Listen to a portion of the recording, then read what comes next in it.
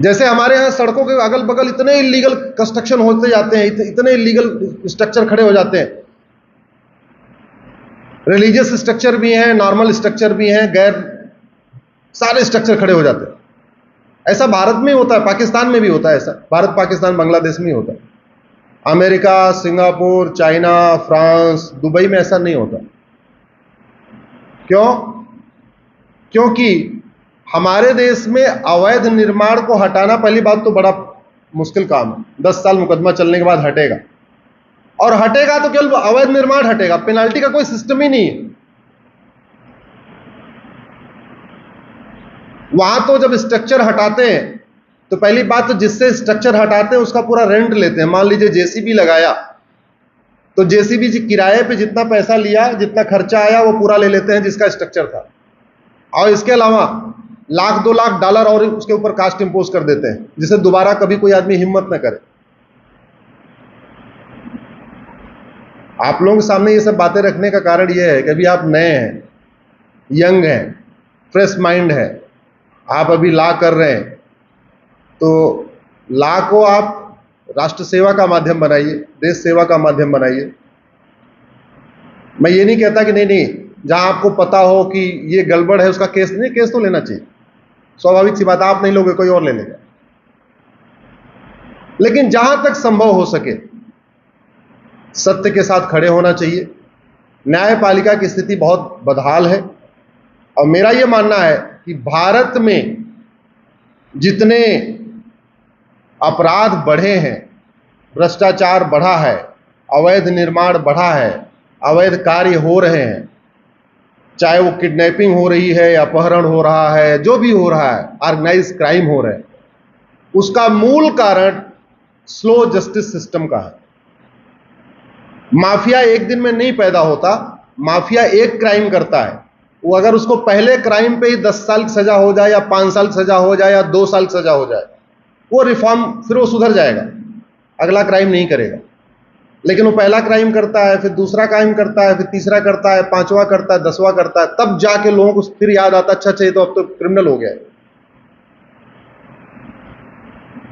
तो अगर भारत में किडनैपिंग हो रही है, अपहरण हो रहा है, चोरी लूट झपटमारी है, चेन स्नेचिंग है, मोबाइल स्नेचिंग है, गुंडागर्दी है, एक्सटॉर्शन है, रेप मर्डर है, या धर्मांतरण है, या घुसपैठ है, या जो भी है, इसमें बहुत बड़ा कारण है कि हमारे देश में जस्टिस सिस्टम बहुत स्लो हो गया है, और जस्टिस सिस्टम दवा की तरीके काम करता है। जैसे दवाई अच्छी होती है तो बीमारी फटाफट ठीक हो जाती है। मान लीजिए आपको बुखार हुआ है, आपको फटाफट 2 गोली दे दी गई पैरासीटामॉल की, एक एंटीबायोटिक दे दिया, बुखार ठीक हो जाएगा। लेकिन अगर आपकी दवा ठीक नहीं है तो वो बुखार टाइफाइड भी हो जाएगा, हो सकता है निमोनिया भी हो जाए, हो सकता है लंबे समय तक बुखार चला तो हो सकता है कि आपको टीबी भी हो जाए। लगभग सेम स्थिति आपके जस्टिस सिस्टम की है। अगर जहां जस्टिस सिस्टम क्विक होता है और तेजी के साथ काम करता है, वहां भ्रष्टाचार अपराध नहीं होता, और वहां विकास बहुत तेजी के साथ होता है। इसका सबसे जीता जागता हुआ उदाहरण है दुबई। 50 साल पहले दुबई रेगिस्तान था, अभी वो डेवलप्ड देश बन चुका। कैसे? क्योंकि उनका जस्टिस सिस्टम बहुत फास्ट है। 1 महीने के अंदर दूध का दूध, पानी का पानी कर देते हैं। सिंगापुर 50 साल में डेवलप कर गया। क्यों? क्योंकि जस्टिस सिस्टम बहुत फास्ट है। सिंगापुर में न भ्रष्टाचार है, न अपराध है, न नशा तस्करी है, न मानव तस्करी है, न सोना तस्करी, किसी भी तरीके का क्राइम नहीं है। क्यों? आपको बताया कि 900 ग्राम गांजा मिला, फांसी। यहां 9-9 कुंटल गांजा मिलने पे कुछ नहीं होता।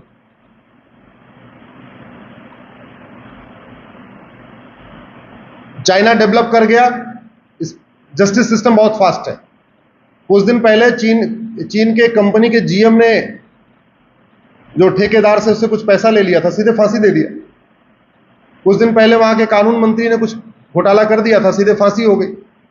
हमारे देश में तो बाकी लोगों को सजा हो ही जाती है, लेकिन सांसदों विधायकों को सजा होना बड़ा मुश्किल हो जाता है। वो पहले चले जाते हैं मुकदमा, उसके बाद अपने आप खत्म हो जाता है। शिबू सोरेन चले गए तो मुकदमा अपने आप खत्म, सुखराम चले गए तो मुकदमा अपने आप खत्म। नरसिम्हा राव चले गए तो मुकदमा अपने आप खत्म।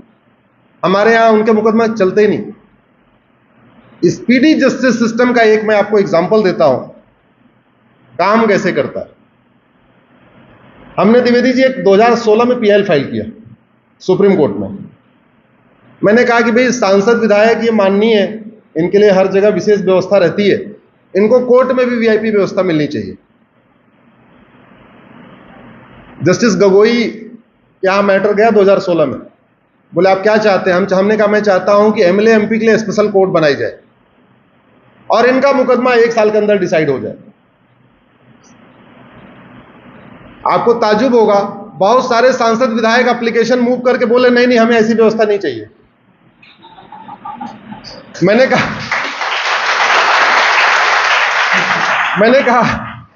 कहा ट्रेन में वीआईपी व्यवस्था चाहिए, एयरपोर्ट पे वीआईपी व्यवस्था चाहिए, दर्शन करने के लिए वीआईपी व्यवस्था चाहिए, हर जगह वीआईपी। तो हम कोर्ट में स्पेशल व्यवस्था दिलवा रहे हैं आपको, 1 साल के अंदर आपका मुकदमा ठीक हो जाएगा, हल हो जाएगा।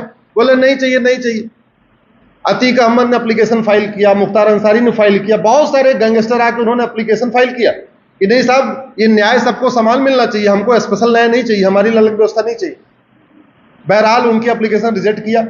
गगोई साहब ने 2018 में ऑर्डर किया, 17 में ऑर्डर कर दिया, पूरे देश भर में एमएलए एमपी कोर्ट बनेगी। अब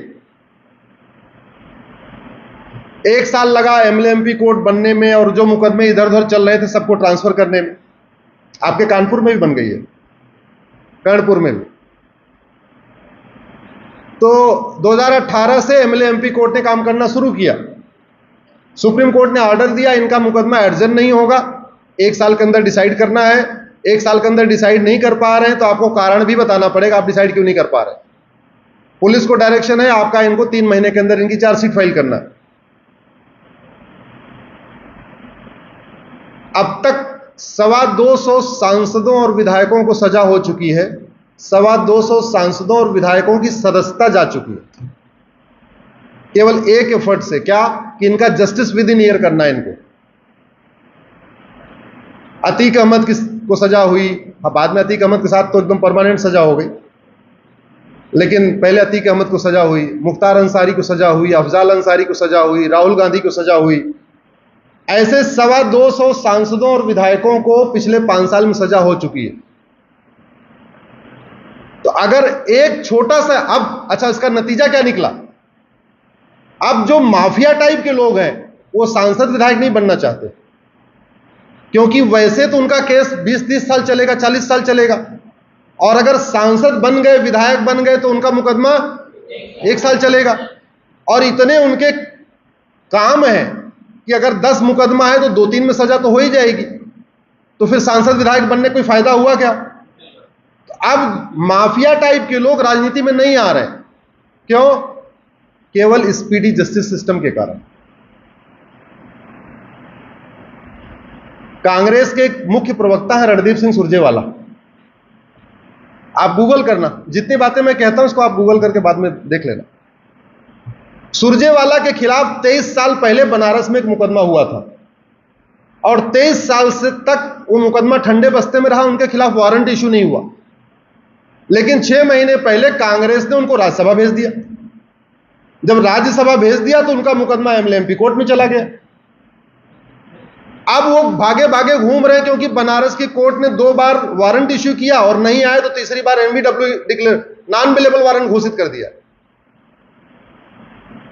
23 साल तक मुकदमा एकदम ठंडे बस्ते में था, लेकिन सांसद बनते ही मुकदमा कहां चला गया? फास्ट ट्रैक कोर्ट में। वास्तव में अगर भारत की राजनीति को साफ करना है, अच्छे लोगों को संसद विधानसभा में पहुंचाना, अपराध खत्म करना है, भ्रष्टाचार खत्म करना है, घूसखोरी, जमाखोरी, मिलावटखोरी, कालाबाजारी खत्म करना है, धर्मांतरण रोकना है, घुसपैठ रोकना है, तो सबसे अच्छा तरीका है कि भारत में justice within year system लागू किया जाए। जस्टिस विद इन ईयर, जिस पे मैं अभी देश भर में घूम भी रहा हूं, मेरी पीआईएल भी है उस पर। हमने कहा 1 घंटे के अंदर मुकदमा दर्ज हो, एफआईआर दर्ज हो, 1 महीने के अंदर जांच पूरी हो, और 1 साल के अंदर मुकदमे का फैसला है। ये जस्टिस विद इन ईयर का कॉन्सेप्ट है और दुनिया के कई देशों में है। अमेरिका में है, फ्रांस में है, सिंगापुर में है, जापान में है, जर्मनी में, कई देशों में जस्टिस विद इन ईयर चल रहा है। 1 घंटे में एफआईआर, आपने शिकायत किया 1 घंटे में एफआईआर, एफआईआर के 1 महीने के अंदर जांच पूरी, और जांच पूरी होने के 1 साल के अंदर मुकदमे का फैसला। This is justice within year. तो justice within year Bharat में जिस दिन लागू हो जाएगा तो बहुत सारी समस्याओं का समाधान हो जाएगा। आशा करता हूं आप लोग भी आगे बढ़ के आगे आने वाले टाइम में अच्छे जज बनेंगे, अच्छे वकील बनेंगे, कारपोरेट में जाएंगे, अच्छा वहां केस करेंगे। लेकिन अल्टीमेटली याद रखिएगा, आपने वकालत किया है दलाली करने के लिए नहीं, न्याय को देर से करने के लिए नहीं, मुकदमे को भटकाने के लिए नहीं, लटकाने के लिए नहीं, बल्कि लोगों को न्याय दिलाने के लिए। इतना ध्यान रखिएगा। बहुत बहुत शुभकामनाएं, बहुत बहुत धन्यवाद। भारत माता की।